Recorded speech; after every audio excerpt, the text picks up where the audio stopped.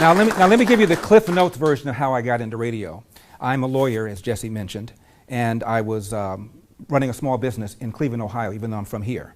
And I wrote an op-ed piece that got published in the newspaper. And the piece was about government being too large, taxing too much, regulating too much. And then I had one paragraph that said, and by the way, racism is no longer a major problem in America anymore. So I get a phone call from a producer of a radio show. He didn't care what I said about taxes, didn't care what I said about regulation. All he cared about was what I said about racism not being a major problem in America anymore. And for somebody black to say that about 25 years ago was revolutionary. He asked me if I would come on his guy's radio show and talk about it. So I was on the show for an hour. Now that I'm in talk radio, I know that when you have a guest on for a whole hour, that is an eternity. Normally you book somebody for one segment. If they stink, you can get rid of them. He had me on for a whole hour. And Cleveland is 50% black, so almost every phone call came from a black person. And I got called an Uncle Tom, a bootlicking Uncle Tom, foot-shuffling bootlicking Uncle Tom, Sambo Tom, coconut, brown on the outside, white on the inside, Oreo, same concept, the Antichrist, and then the name that you really call a black person when you really want to hurt his feelings, Republican. So I get back to my office. I said, I'll never do this again. And the station manager calls, and he says, I heard you today. He said, you were amazing. I said, I was? Oh my God, you were funny. You have a good voice. You took difficult positions. You defended them without losing your temper. Have you ever thought about doing talk radio? And I said, no. He said, I've got a guy going on vacation next week. Will you sit in for him? I said, no.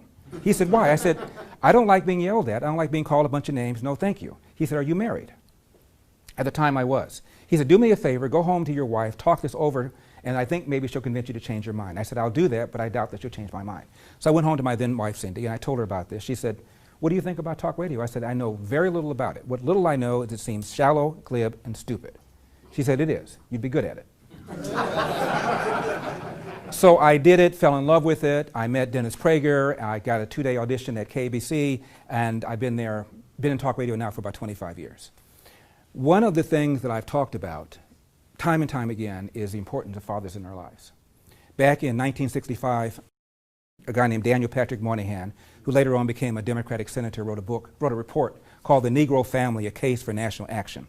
I was in college in 1970, and we read the book when I was a freshman. And most of the white kids, I went to an Ivy League school, only about 10% of the school was black. Most of the white kids called the man that wrote the book racist, patriarchal, and condemned him. And I'm sitting in the back, I raised my hand, I said, you know, I grew up in the inner city, and I'm beginning to see more and more single-parent households and seeing a lot of guys acting out, and I think maybe he's gone to something. So I got called an Uncle Tom by the white kids, and a shuffling bootlicking by the white kids, and Uncle Tom by the handful of black kids that were in the class. Same thing's happening right now. Fact is, in 1965, 25% of black kids were born outside of wedlock. The number now is 73%. And I didn't say this, Obama did. A kid raised out of dad is 5 times more likely to be poor and commit crimes, 9 times more likely to drop out of school, 20 times more likely to end up in jail. Tupac Shakur, speaking of him, he said, I know for a fact, had I had a father, I would have been more disciplined, I would have had more confidence. I once interviewed a guy named Kwesi Mfume. He used to be the head of the NAACP. One of the few so-called black leaders I can get on my show. I've called Jesse 50 times, Al Sharpton 50 times, Maxine Waters 100 times, they won't come on. But Kwesi Mfume did come on. And I said, Mr. Mfume, as between the presence of white racism or the absence of black fathers, which poses the bigger threat to the black community? Without missing a beat, he said, the absence of black fathers. It's a huge problem. And what we've done in our country is incentivize women to marry the government and allowed men to abandon their financial and moral responsibility. When Lyndon Johnson launched the war on poverty, there is a quote that's attributed to him in a book written by a man named Ronald Kessler. And he said, once the effects of my new Great Society program filter down, I'll have these N-words voting Democrat for the next 200 years. I'm not saying there was a plot. What I'm saying is it created this disincentive that has destroyed families. Not just black families. 25% of white families today are now born, white boys are now born outside of wedlock. 50% of Latinos are born outside of wedlock. The only percentage that's higher than the black percentage are Native Americans on reservations, 80%. And there's a direct relationship between that, dropping out of school, going to jail, all the other social problems that we talk about. Starts with the family. When I was growing up, I have 2 brothers, older brother, younger brother, I'm in the middle, and I could not stand my father. I could not stand the son of a bitch. Always mad, always surly, and never mad about the same thing, so he couldn't quite figure out what he was mad about. When my dad would come home, if we would have toys on the floor, my dad would kick the toys out of the way. Now these are, by that age, I'd already figured out there was no Santa Claus. And my mom brought all the gifts.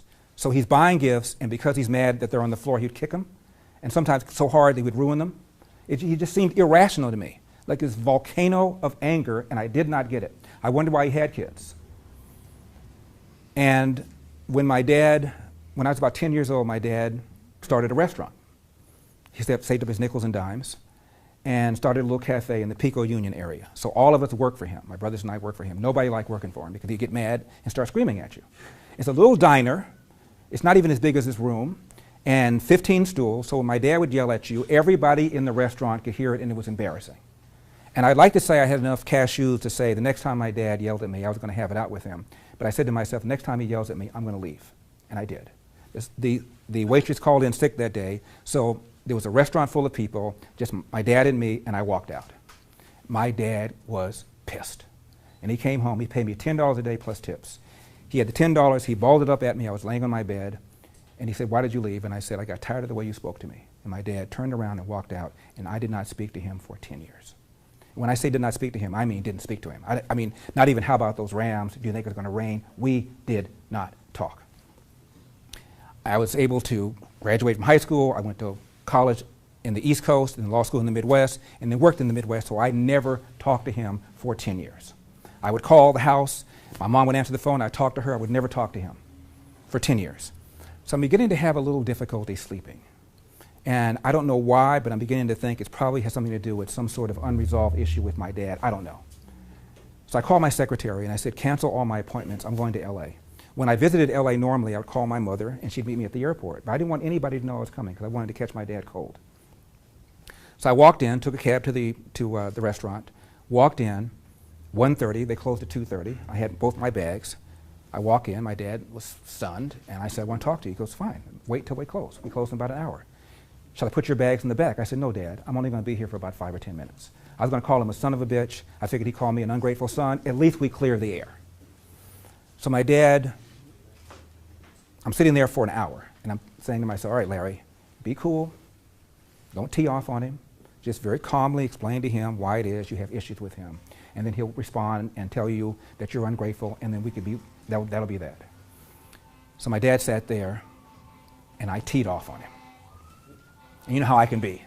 I remembered every whipping, every beating, every time he took his belt off and hit me with it. Every time he told me to go out in the backyard and get a switch. The time that he hit me with the phone cord. This, that, and the other. I remembered every single thing he ever did. I talked for 20 minutes nonstop. Meanwhile, my dad would, from time to time, pour his coffee, reach over, pour some more coffee, and he took it. And he took it. And when I was done, he said, is that it? I said, yeah. He said, you didn't speak to me for 10 years because of that? I said, yeah. And my dad began telling me about his life. I didn't know anything at all about the man's life. There was kind of a no-fly zone over my dad's life. For the first of 2 times, I saw my dad cry. Second time was when my mom died. It was the first time I ever saw him cry. My dad said, let me tell you about my father. And I found out then at the age of 25 that my last name, Elder, is not the name of my dad's biological father. My dad never met his biological father, he told me then. The man Elder was in his life the longest. His mother had a series of boyfriends. She was illiterate. She could neither read nor write, which is why, by the way, my dad doesn't know his birthday. Wasn't born in a hospital, born in the back of a room. And because my grandmother was illiterate, couldn't even write down his birthday. When my dad enrolled in school, he's all telling me all this while we're sitting there. That's why the book is called Dear Father, Dear Son, 2 Lives, 8 Hours. We talk for 8 hours. Every now and then we get up to use the restroom. Outside of that, we talk for 8 hours. And my dad said when he enrolled in school, elementary school, lady said, what's your birthday? He said, I don't know. She wrote down May 25, which was her birthday. That's the birthday that we celebrated. So this man, Elder, was an alcoholic who was physically abusive to his mother, physically abusive to my dad. He was a drunk. Every now and then he would work, and when he would work, he would give her the money because he knew that he would blow it drinking. So come Wednesday, he'd ask for the money. She wouldn't give it to him. He beat the crap out of her. My dad would intervene. He beat the crap out of him. That was Elder. And there was a bunch of other boyfriends in his life. My dad is 13 years old. He comes home from school, begins to quarrel with his mother's then boyfriend. She sides with the boyfriend, throws my father out of the house, never to return. 13 years old, Jim Crow South, Athens, Georgia, beginning of the Great Depression. Talk about a bad hand that you're dealt. And never went back. So my dad just goes down the road and tries to get somebody to give him some sort of job. Somebody hires him to clean the yard. Eventually, he's asked to come in and start cooking. He starts cooking. My dad then applies for a job as a Pullman porter. Some of you are old enough to remember Pullman porters were a prestigious job. These were the largest private employers of blacks in those days. So my dad got a job as a Pullman porter and was able to travel all over the country. Nobody in the South was able to travel all over the country. My dad came to LA one time and went, wow, it's sunny and warm, and people seem to be friendly. And so my dad made a mental note that maybe someday he might relocate to LA. Pearl Harbor, my dad joins the Marines. Anybody know what the Montford Point Marines are? These were the first black Marines. These were the equivalent of the Tuskegee Airmen. There were 20,000 of them from 1942 to 1949. My dad was one of them, and about 3 years ago, Congress gave them a Congressional Gold Medal. My dad got his posthumously at Camp Pendleton. Dana Rohrabacher arranged for my dad to get it. So I got a gold medal from my dad. He became a staff sergeant, was in charge of cooking facilities. The bombs fell, war's over, my dad goes back to Chattanooga where he had met and married my mom, and he went to restaurant to restaurant to restaurant to try to get a job as a cook, given all his experience, and he was told time after time after time, we don't hire niggers. And my dad said, I've cooked for the military. We don't hire niggers. He goes to an unemployment office. He walks to the door. The lady sends him out, says he went to the wrong door. My dad goes out, sees colored only, goes to that door, to the very same lady who sent him out. My dad went home to my mom and said, this is BS. I'm going to Los Angeles, where people seem to be more fair. So this is 1946, 47. Comes to LA, goes to restaurant to restaurant to restaurant, and he's told, I'm sorry, you don't have any references, which is the way they do it in LA. My dad said, I'll work for you for free if you just give me a reference. They wouldn't do that. My dad goes to an unemployment office, this time one door, walks in, lady says, I've got nothing for you. My dad said, what time do you open? She said, 8:30. What time do you close? She said, 5:30. He said, I'll be sitting in that chair at 8:30. I'll be there until 5:30 until you find something. My dad sat in a chair for a day and a half. She calls him up. I got something, I doubt that you want it. My dad says, I'm sure I want it. What is it? She said, it's a job at Nabisco Breads cleaning toilets. My dad said, of course I'll take it. He took that job for 10 years, took a second job with Barbara Ann Bread for 10 years, also cleaning toilets, cooked for a family on the weekend, and went to night school 2 to 3 times a week to get his GED. The man averaged about 4 hours of sleep a night. That's why he was so mad all the time. Can you imagine how you feel when you don't get good sleep? Decade after decade doing that. That's why he was cranky. And my dad then stayed with nickels and dimes, started a cafe called Elder Snack Bar, 1230 South Valencia. Taste the difference. And he ran that until his 80s. Was able to buy that piece of property, the one next door to it, and also the home where my mom and my dad lived. And my dad always told my brothers and me this: hard work wins. You get out of life what you put into it. You can't control the outcome, but you are 100% in control of the effort. And before you get mad at somebody else for what you think they've done to you, go to the nearest mirror, look into it, and say, what could I do to change the outcome? And he also said, no matter how good you are, no matter how hard you work, sooner or later, bad things are going to happen. How you respond to those bad things will tell your mom and me whether or not we raised a man. And that's me. And that's what I believe, and that's how I've always lived my life. When Obama got elected, I'm old school, so my house, I have the New York Times, LA Times throne. Nobody does that anymore. I pick up the newspaper, and there's all these colored pictures of black families holding their babies, talking to their children, New York Times, LA Times, and all these parents are saying this: for the first time, I can now look at my son. For the first time, I can now look at my daughter and say, you can be anything you want to be now that this man is president. So I went on the air and I said, what if Obama had lost? What would these parents have told their kids? You didn't believe it when you said it before? I'm 7 years old. And my mom and I are sitting in my old house reading an illustrated book of presidents from George Washington to the then incumbent Dwight Eisenhower, every single one of them. Highlights, lowlights. My mother closed the book when we were done and she said, Larry, if you want it bad enough, you work hard enough, someday you can be in this book. That was 1959. And I believed her. So I don't understand why it took Obama for people to realize that the country's changed dramatically. and that you can be what you want to be, and life is a bunch of choices. My mom grew up on a farm. She grew up on a farm in Huntsville, Alabama. And the farm was in her family. So my mom was like royalty compared to my dad. She had a year of college, which is like having a PhD for a woman of her age. And my mom always, always, always told my brothers and me, no matter what anybody says to you, nobody can hurt your feelings without your permission. We were in class, high school, and we were reading this poem. And the poem went like this. While riding through old Baltimore so small and full of glee, I saw a young Baltimorean keep a looking straight at me. Now I was young and very small, and he was no whit bigger, and so I smiled. But he poked out his tongue and called me nigger. I saw the whole of Baltimore from May until September. Of all the things that happened there, that's all that I remember. Well, I was pissed. Teacher was pissed. Class was pissed. Everybody was pissed. Teacher talked about how this was going to permanently stain this kid's psyche, that his self-esteem was always going to be low as a result of this. He'll always, always, always think of himself as a second-class citizen as a result of this. So I went home. My mom was in the kitchen stirring a big pot of greens. I'll never forget it. I said, Mom, we read this poem in class. I want to get your reaction to it. She goes, what is it? I said, it goes like this. While riding through old Baltimore so small and full of glee, I saw a young Baltimorean keep a looking straight at me. Now I was young and very small, and he was no whit bigger, and so I smiled. But he poked out his tongue and called me nigger. I saw the whole of Baltimore from May until September. Of all the things that happened there, that's all that I remember. My mother said, Larry, what a darn shame he allowed something so trivial to spoil his vacation. Whole different attitude than the teachers. I was just telling Jesse, we were talking about basketball and about Steph Curry and about LeBron James and some of these ball players. And I said, what a lot of people don't realize when they watch these players is not only are they skillful, not only are they good, but they also, especially the ones in the inner city like LeBron James, had to navigate through that to get there. Because for every LeBron James, I'm telling you, there's 20 of them out there in the playground right now. Same skill, just didn't do it.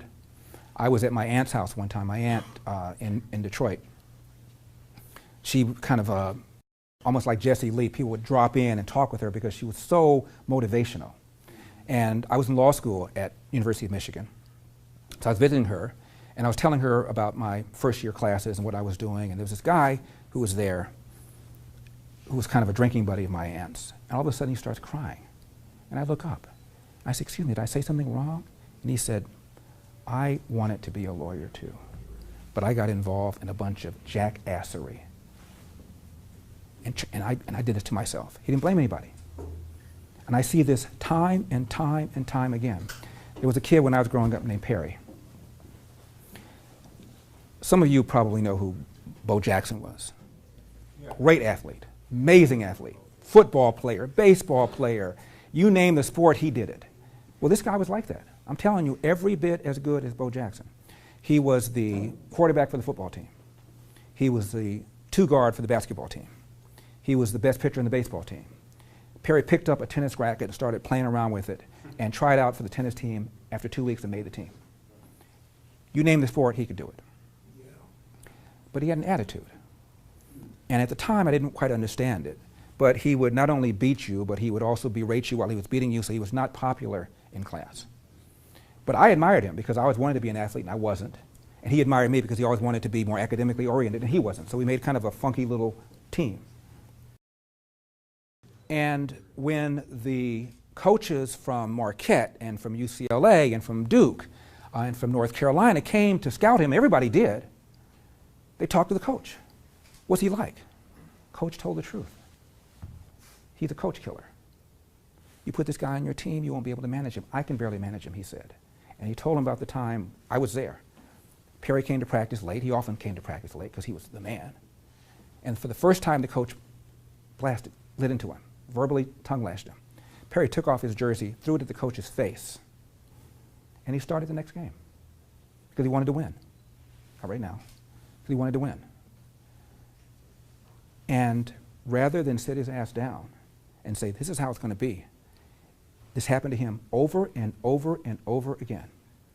I'll tell you one time, we were in the 3rd or 4th grade, and they were choosing the all-star players for kickball. I don't know if they still play kickball now. But I was an okay kickball player, but not as good as Perry. But Perry wasn't chosen because the kids didn't like him. So he's left off, even though by far the best kickball player in the class. So after the class was over, I went up to the teacher. We were friends, and I said, he didn't know I was going to do this. And I said, you know, it's not fair that Perry's not on the team. He's the best kickball player in the class, and because people don't like him, they've not chosen him. I don't think it's fair. I want to give him my seat. What she should have said was, he's going to have to learn that part of life is not just being good, but getting along with other people and not berating them. Instead, she said, okay, this is the kind of thing that happened to him his whole life. So when the coaches came and said, what's he like? Coach told the truth. Coach has his credibility on the line. He can't tell these college coaches a bunch of BS because that then would ruin his reputation. So he told the truth. So instead of going to Duke, bye-bye Duke, bye-bye Marquette, bye-bye UCLA, bye-bye USC, he ended up going to Cal Poly Pomona, not a basketball school. So he's pissed. Starts smoking dope, starts missing class. Make a very long story short, we grew up not too far from each other in a small little house. He had a room in the back. Right now, as we speak, Perry is in that same house, and he's in the room in the back as we speak. All that potential. Changed his name to Abdul. I went away to college. I come home. I go to visit him. My name is Abdul. Don't call me Perry anymore. Why? Well, I'm not being be called by my slave name anymore. Call me Abdul. And I told him, well, you know, Arabs took more blacks out of Africa and took them to South Africa and the Middle East than white Europeans took blacks out of West Africa to North America. That's a lie. I said, oh, I don't know what I'm talking about. And he told me about how he was oppressed because of the man. I said, Perry, and he had a bunch of kids in the neighborhood listening to him at the time.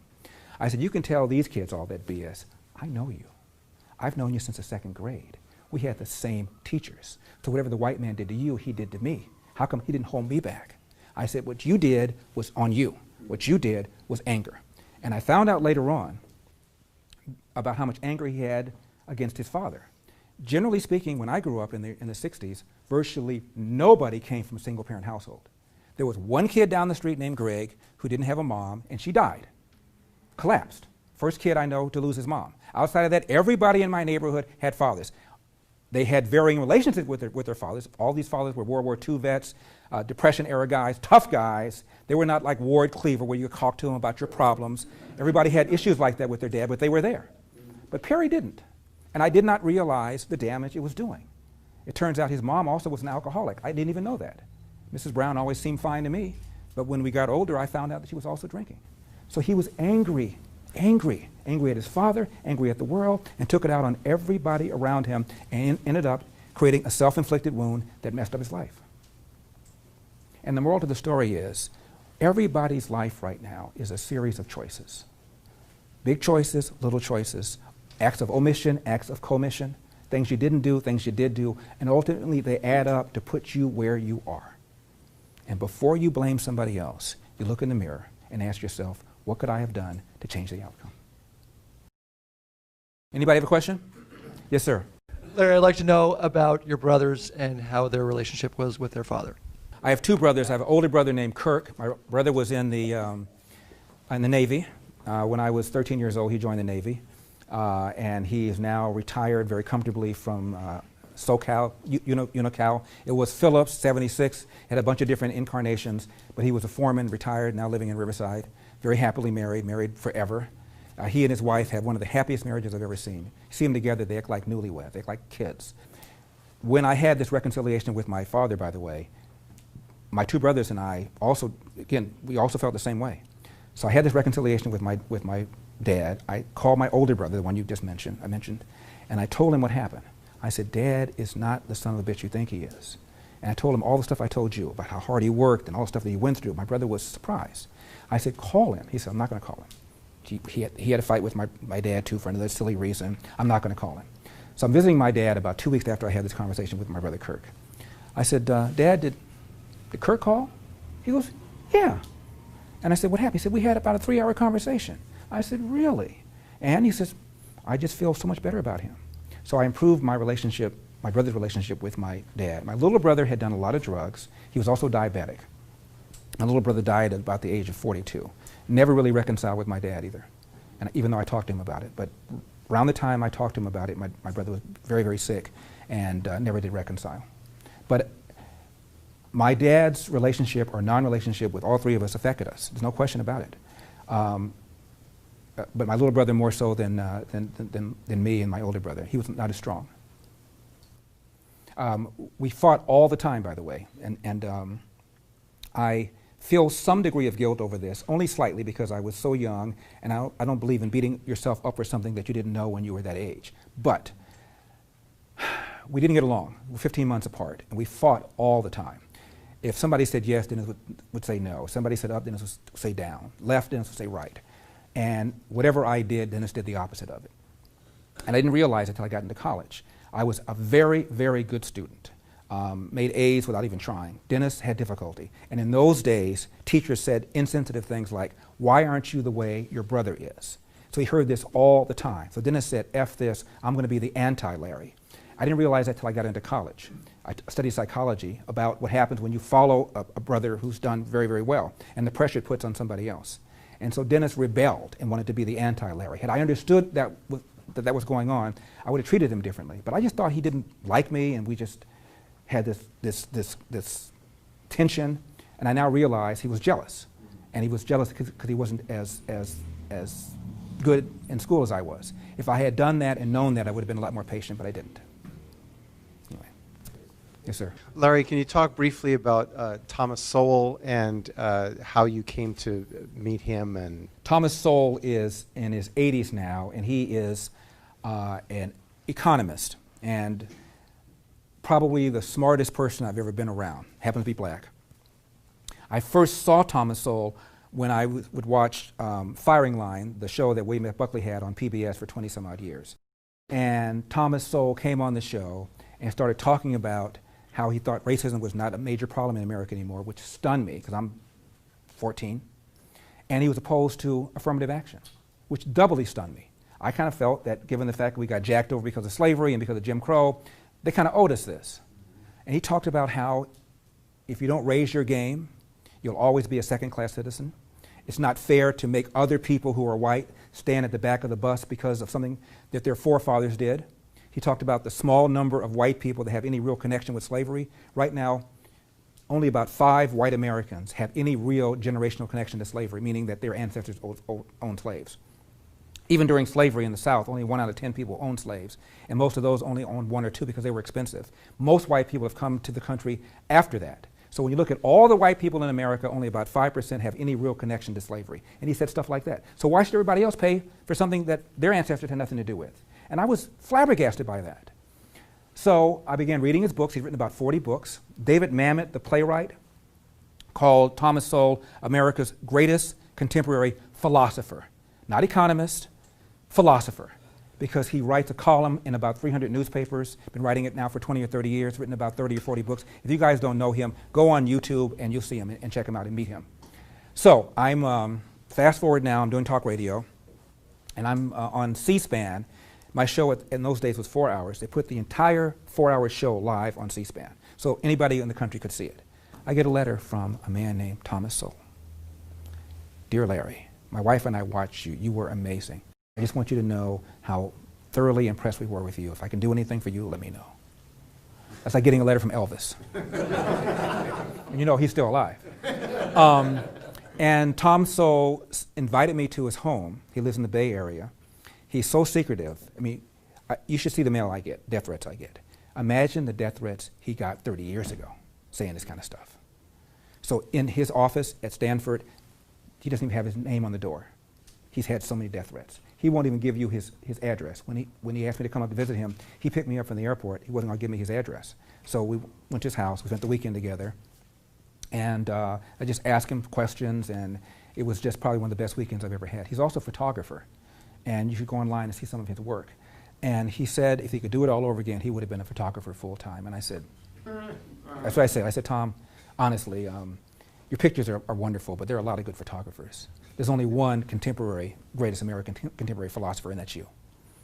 Anyway, he's an amazing guy. He does a lot of work about the damage done by many of these programs that the left thinks that they're helping. Minimum wage, for example.